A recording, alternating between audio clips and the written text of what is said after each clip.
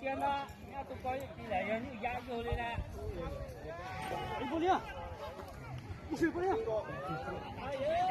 xin đồ mình trả lời đúng rồi này.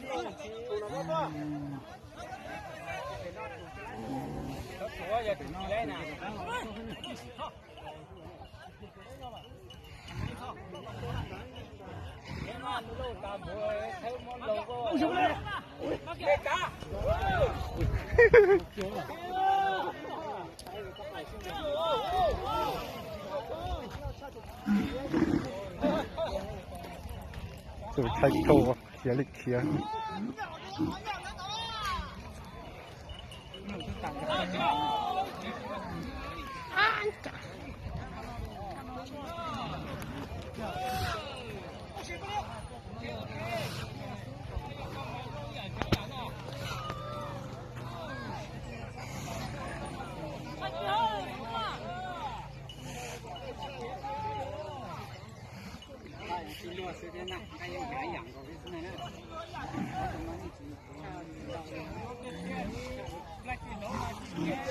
Đồ hay đi tiền nữa, sẽ có cứ giá này.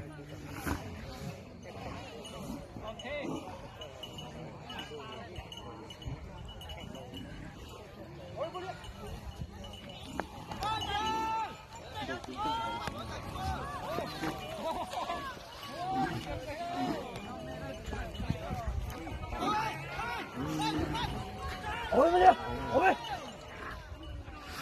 Ôi.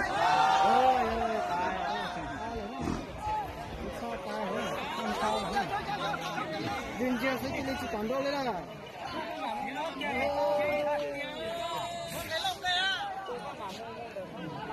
Cái lông cây à, qua. Đừng chơi cái này kia nữa.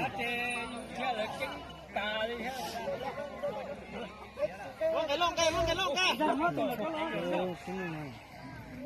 Bom tính như vậy hả?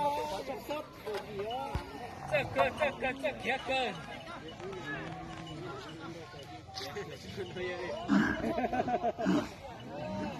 Kia là chỉ một cái trứng tí xí ha.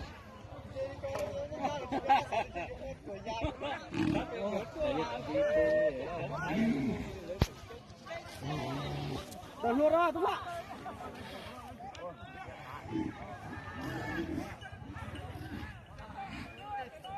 Đi xa rồi, có tính như vậy.